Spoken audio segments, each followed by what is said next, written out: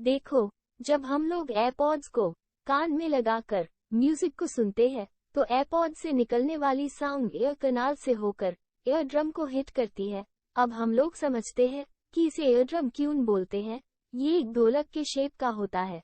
जिस तरह से ढोलक में पतली चादर होती है, उसी प्रकार एयर ड्रम के पास पतली लेयर होती है।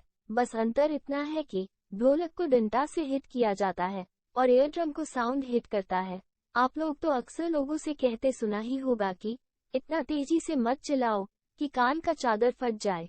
लोग इन्हीं एयर ड्रम के बारे में बोलते हैं, क्योंकि यह एयर ड्रम बहुत ही नाजुक होता है। जैसे ही बाहर से थोड़ा सा भी साउंड आती है, ये एयर ड्रम वाइब्रेट करना स्टार्ट कर देता है और इन्हीं एयर ड्रम से जुड़ी रहती है 3 छोटी छोटी हड्डियां। जो हड्डी एयर ड्रम से जुड़ी रहती है, उस हड्डी को हम लोग मैलियस कहते हैं, और मिडिल वाले हड्डी को हम लोग इंकस बोलते हैं, और लास्ट वाले हड्डी को स्टेपस बोलते हैं। जैसे ही साउंड एयर ड्रम को हिट करती है, वैसे ही एयर ड्रम वाइब्रेट करना स्टार्ट कर देता है और एयर ड्रम से जुड़ी 3 हड्डियां भी मूवमेंट करना स्टार्ट कर देता है। मैं आपको याद दिला दूं कि कान में पाए जाने वाले स्टेपस हड्डी हमारे पूरी बॉडी की सबसे छोटी हड्डी होती है। ये 3 छोटी छोटी हड्डियों का काम होती है कि एयर ड्रम से आने वाली साउंड को 20 गुना बढ़ाकर कॉक्लियर तक पास कराना। अब आपके मन में ये सवाल तो आया ही होगा कि छोटे छोटे हड्डियों से साउंड 20 गुना कैसे बढ़ जाती है और 20 गुना साउंड बढ़ाने की क्या जरूरत है। तो आप यहाँ पर देख सकते हो कि ड्रम का साइज लार्ज है और स्टेपस का एंड पार्ट्स का साइज बहुत ही कम है। और हम लोग जानते हैं कि pressure is inversely proportional to the area. इसका मतलब स्टेपिंग कॉक्लियर पर बहुत ही कम एरिया में फोर्स को लगाती है, जिसे कॉक्लियर में लगने वाला प्रेशर 20 गुना इंक्रीज हो जाता है। आप इसे इस तरह समझ सकते हो कि हम लोग एक नीडल के ऊपर अपने फिंगर को रखे और एक किल के ऊपर रखे।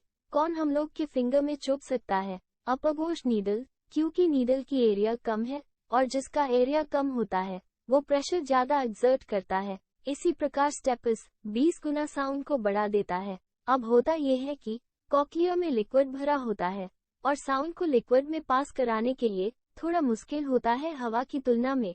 आप इसे इस तरह समझ सकते हैं कि एक आदमी जो हवा में अपने पैर को हिला रहा है और दूसरा आदमी सेम स्पीड से पानी में पैर हिला रहा है। अब आप खुद ही बताओ कि सेम स्पीड से पैर हिलाने के लिए किसको ज्यादा फोर्स लगाना होगा? सिंपल सी बात है, जो पानी में पैर हिला रहा है।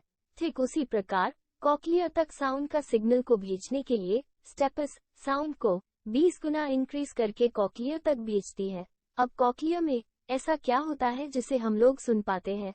कॉक्लियर के अंदर टाइनी हेयर सेल होते हैं जो वाइब्रेशन को डिटैच करती है। जब साउंड वेव कॉक्लियर तक पहुंचाती है तो कॉक्लियर के फ्लूइड में वाइब्रेशन होती है, जिससे हेयर सेल हिलना स्टार्ट हो जाती है।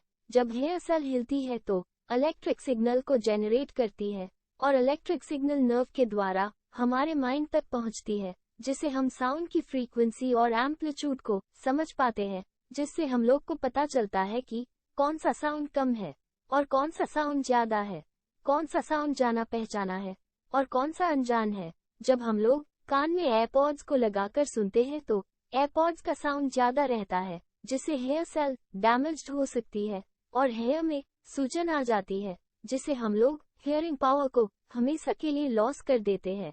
हेयर सेल को डैमेजेस हो जाने पर इसका कोई इलाज नहीं होता। अब बात आती है कि हम लोग अपने कान को कैसे सुरक्षित रख सकते हैं, क्योंकि वर्ल्ड हेल्थ ऑर्गेनाइजेशन के अनुसार कई लोग 20 साल की उम्र में ही अपने हियरिंग पावर को हमेशा के लिए लॉस कर देते हैं। काफी सारे रिसर्च और प्रैक्टिस के बाद डॉक्टर 60-60 रूल को पालन करने का सलाह देती है। अब ये 60-60 रूल क्या होता है?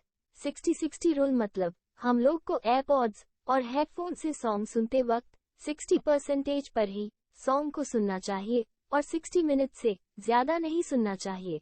यदि आप लॉन्ग ड्यूरेशन से सुन रहे हैं तो प्रत्येक 30 मिनट पर 10 मिनट का ब्रेक ले लेना चाहिए।